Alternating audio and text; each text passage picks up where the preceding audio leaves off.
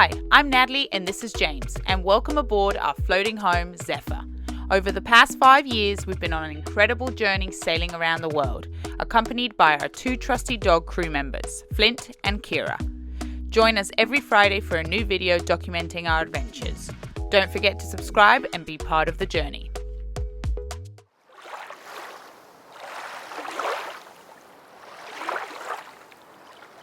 Alright guys, so we have another big week here on Zephyr.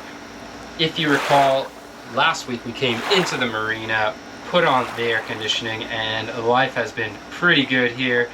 We installed our new water pump, we motored around, and not a drop of coolant, so we've been super happy with how that's gone.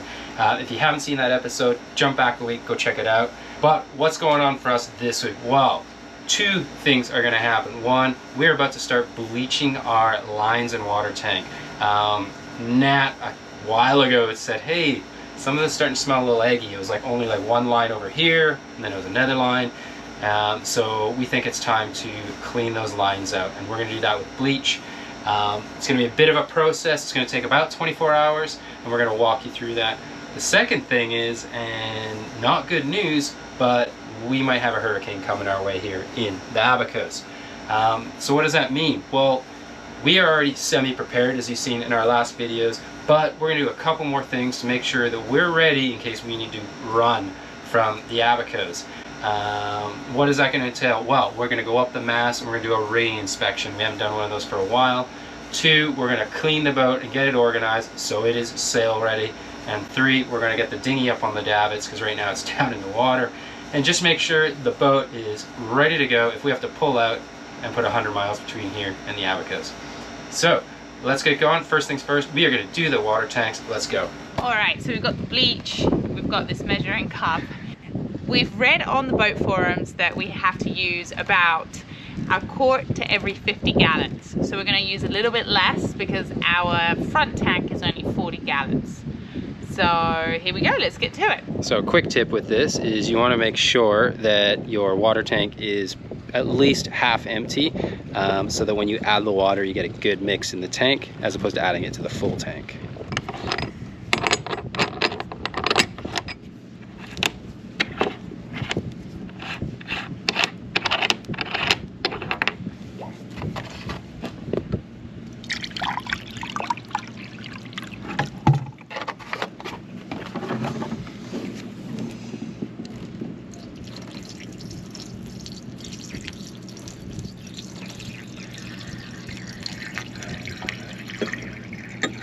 This feels so wrong, pouring bleach into a water tank. My mum would love it.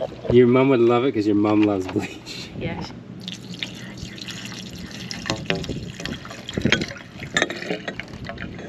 So what we're going to do is we're going to fill the tank up, and then we are actually going to let it sit for a little bit, maybe an hour or two, and then we're going to open every tap and run some of that bleached water into every line on the boat.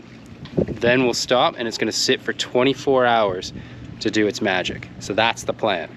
Luckily we got lots of bottled water on the boat, and that's what we're going to have.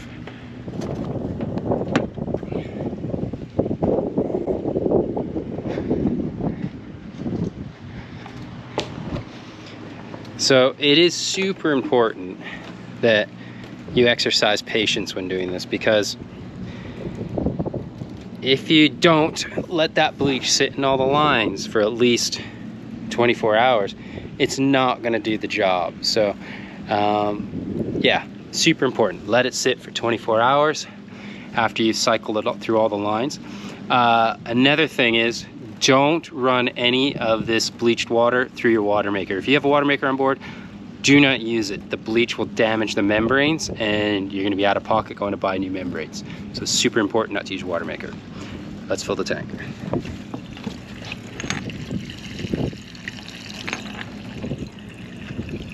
There we go. Let's let that fill. It's probably going to take 10 minutes. 20 minutes later. So while we're waiting for this water tank to fill, guys, I'd love it if you'd go out there, subscribe, hit that like button. Don't forget to comment on the video. And if you don't want to miss an episode, hit that little reminder bell. and that way each week you won't miss one of our amazing episodes. Anyways, I can hear it changing pitch. It's almost full. Like I said, soon as it's full, then we're gonna cycle it through all the lines on the boat and try and get our water lines clean.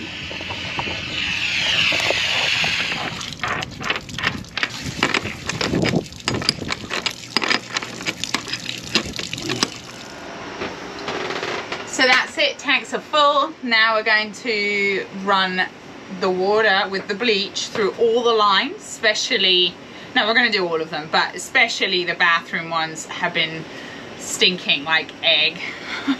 It's so bad. So, and then we're gonna leave it about 24 hours or maybe even longer. We can see how we go here. And then run it all out, fill it back up again, and hopefully, maybe we'll have to do it twice, I don't know. Yeah, maybe. Depends what the bleach smell is like. Yeah. All right, here we go. Let's turn the water pump on. Yeah.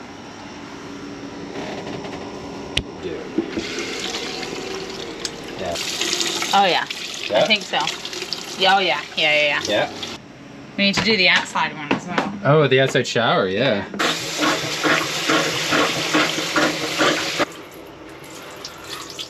Okay, great. Oh yeah, that smells.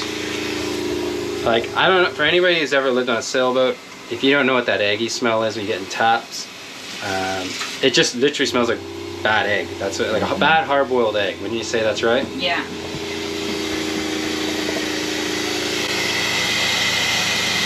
We need some like smell-o-vision going on, don't we? Okay. Does that bleach through both of those? Okay, now we're gonna do a shower. This one stinks. Because we always shower outside. Peanut butter, oats, and coconut shavings. Nice. Yeah. And why are we putting them away though? Because the doggies love peanut butter. The doggies love them? The doggies love them? Okay, you guys stay. Okay.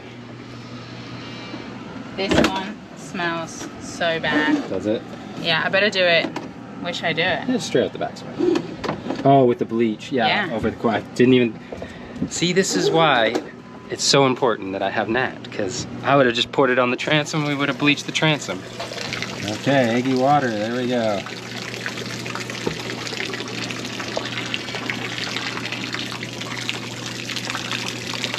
How's it smell? Egg.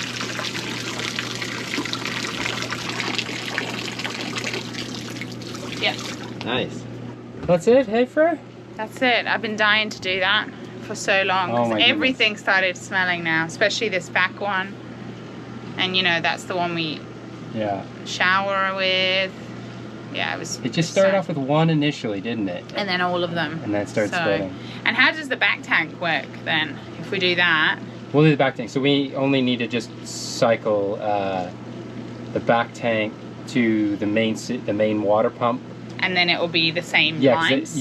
then it's all Okay. the same lines. Yeah. Well, Yeah. that's good. Right. We're gonna wait a little bit. It's too hot for you to climb the mast right now. Yeah, So we're gonna wait a little and then do that, right? sounds good. Okay. All right.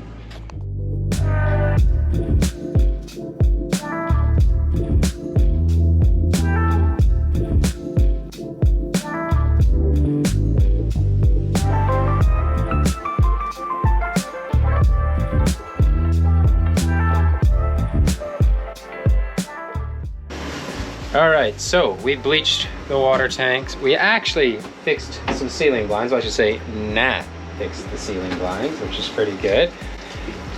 So now I'm gonna go up the mast. It's cooled down, it's a little bit later in the day. We're gonna do a basic rigging inspection. What does that involve? Well, Nat's gonna take me all the way to the top. I'm gonna work from the top down. We're gonna start with a simple thing like our VHF antenna. Is that secured? We're gonna check all the cotter pins and the connections for the standing rigging. And we'll just move down the mast. We'll check all the cap shrouds, all the intermediates. We'll check the spreaders, everything that's connected to the mast. We are going to check and move down. Make sure there's no little hairline cracks. I know, you know, anything that looks not right is probably not right, and we're gonna check it. And Nat's gonna haul me up. Do you guys want to go up the mast? You want to go up 60 feet? Oh, it's going up. No, I didn't think so. Kira's wagging her tail. All right, let's go. Let's head up to the mast. I'm gonna get situated in my bosun's chair, and yeah, this is gonna be horrible for Nat and heat. Yeah. All right, let's go. Bosun's chair. Nice. I've been up in one before, but on our boat, I always use my climbing harness, don't I? Yeah, this is the first time using the chair. You're gonna be so comfortable. Oh, it is. It's ridiculously comfortable. But Eagle Ray, these guys have seen it. Can you see it? Is he just in here? Yeah, he's just gone that way into deeper water. You can't see him now. Okay. This is called a figure of 8 knot. Yeah. And now you just trace it. It's super simple. Super simple. You trace it all the way up through. See how it looks like a figure of 8? Yeah. Now this knot, unlike a bowline, when it pulls tight, it's hard to undo, but you're not going anywhere. And then we'll do A lock off. we'll do a little locking. A little safety knot. There we go. There she goes. She's gonna do all the hard work. I'm gonna be sweating by the end of it. Oh yeah. Alright, so I made a small correction in my bosun's chair. I realized it was threaded through wrong. I fixed the center strap here. And now I'm getting a lift up. I'm gonna go slow again. Wow, it's so comfortable in a bosun's chair. I always go off in a climbing harness. Way crazy. All right, I'm gonna switch off for a second and give Nat a hand. I like to climb up as well. All right, well, we're here at the top of the mast, and well, I'm about 4 feet short of the top. I didn't go up on the topping lift for the boom, or the boom halyard, or whatever you want to call it, but I came up on the spinnaker halyard, which kind of stops me, as you can see, a little bit shy of the top. The top's just there. But the good thing is I can see everything I need to see. So the key things I'm looking for here are making sure the wind transducer is okay. I'm looking at the backstays where they connect. Is the cotter pin there? Is the cotter pin looking okay? How does the actual shroud itself look, especially where it goes into the swage? Is there any sort of, can I see any obvious broken strands or anything like that, or any bulging in the wire? I'm also checking my running rigging up here as well, making sure none of it's fraying, there isn't any sort of wear, you know, in the area where it goes into the mast or anything like that. Make sure that is all okay. So let's take a quick look here and see what we can see. That's our backstays there. The cotter pin looks okay. Everything I can see on the shrouds looks okay. Obviously our VHF antenna, that hasn't moved since we bought the boat. That's our Windex, and that's our wind transducer there.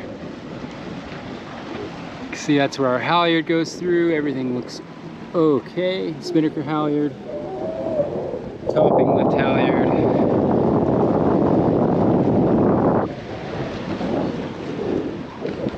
So as far as the stuff at the top of the mast is concerned, it all looks the same as when I went up there last time, which is pretty good. Nothing obvious standing out. That wind transducer, if you guys remember, we changed that when we were, where were we? We were in Murcia in Spain before we came back across the Atlantic. She's still going strong. So at the top of the Genoa here, where the forestay connects to the mast, very important area. Lots of things to check here. There's a lot of failure points here that people don't check, and things go wrong when they're out at sea. So what are we looking at? Oh, let me move out of the way. A couple key ones. We have where the top of the Genoa connects. Okay, here. So this is all good. These are special locking shackles that actually can't undo, which is great. Looking at the condition of the sail, everything looks okay where it connects. We have the halyard here for the Genoa, and again another one of these locking ones. It doesn't move and it's looking good. The halyard looks okay. Where it runs in looks really good. No chafing, no wear.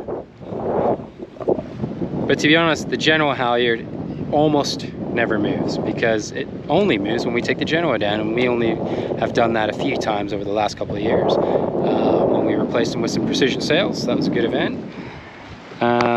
Obviously we have our forestay. Here's the actual shroud for the forestay. It comes in all looking really good, no obvious bulging or breaking wires.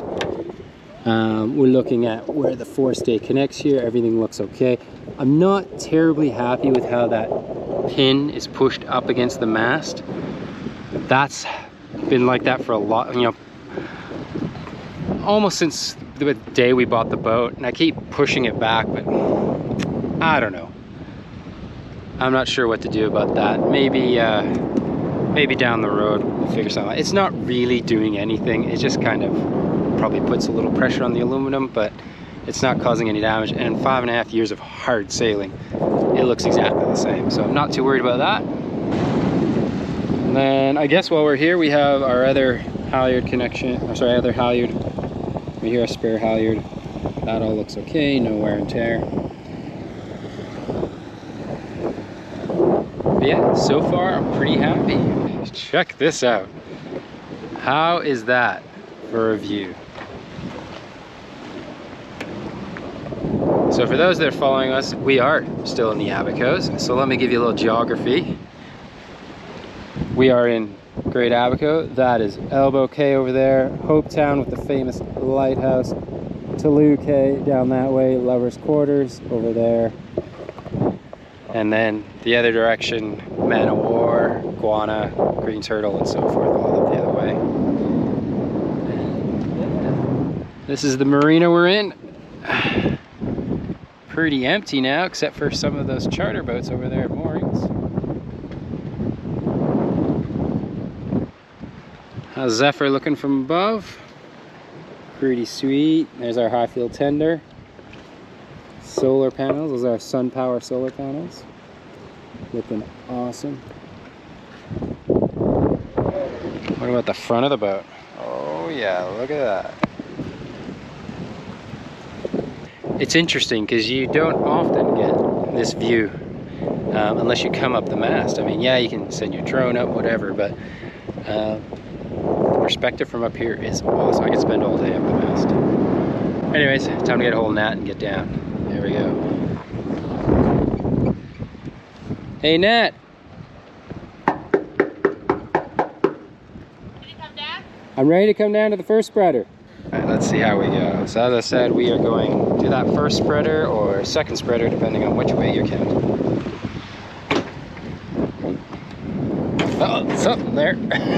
We're going now. All right, let's have a look. That all looks okay. You there? That looks pretty good. So, a pretty important part of the mast, we got our first spreader. This is our top of our first set of intermediates here, so we'll check these. Looks pretty good. Again, don't see any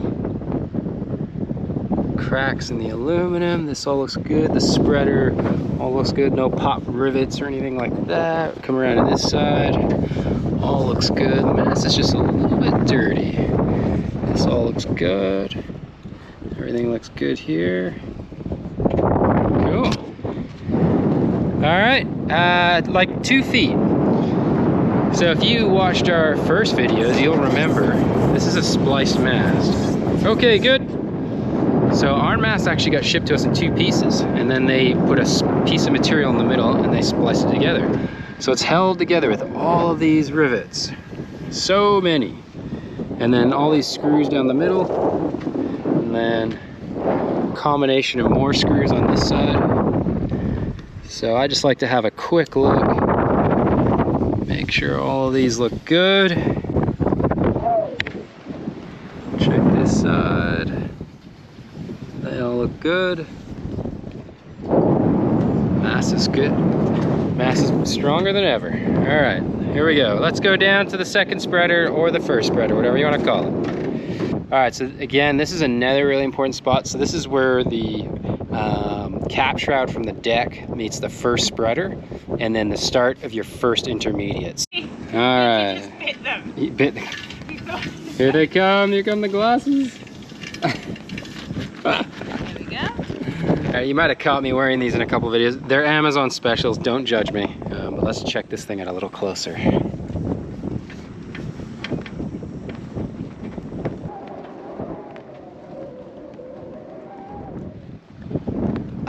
That's better.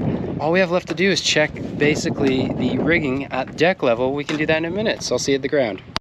We're down on the ground. Let's do a real quick check here at deck level. I've already done it, but I'm just going to show you guys what I'm looking for quickly here.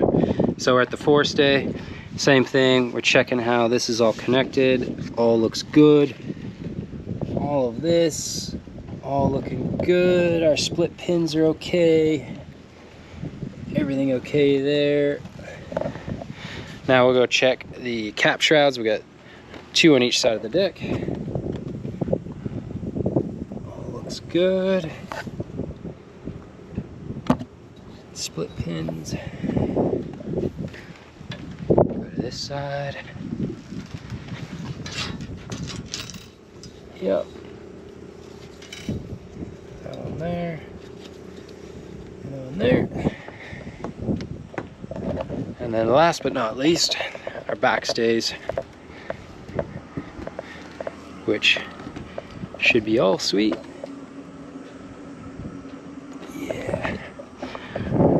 I'm not even going to bore you with the other one. I've checked all those. They are good to go. So that's it.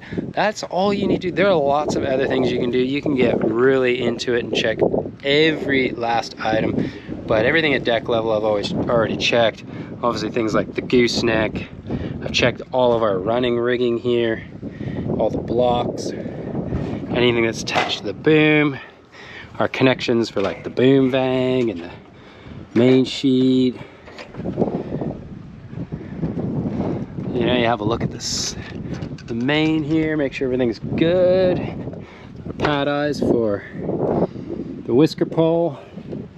You guys remember we blew this rivet in Dominica about 2.5 years ago. Still haven't found a rivet gun big enough to change that. Have a look at our furling drum here. Line looks okay. That's it. Just those small checks will save you a big headache.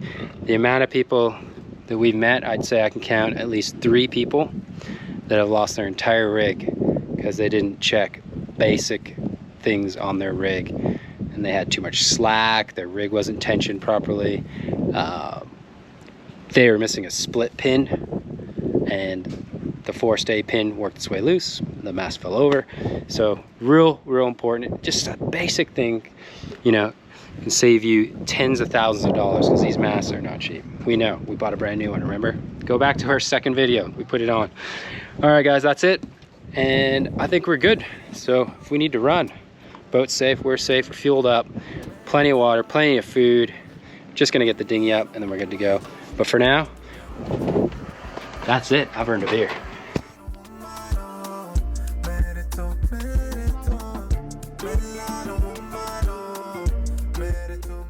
If you'd like to be a part of the journey and become a patron, go to the link you see here on the screen.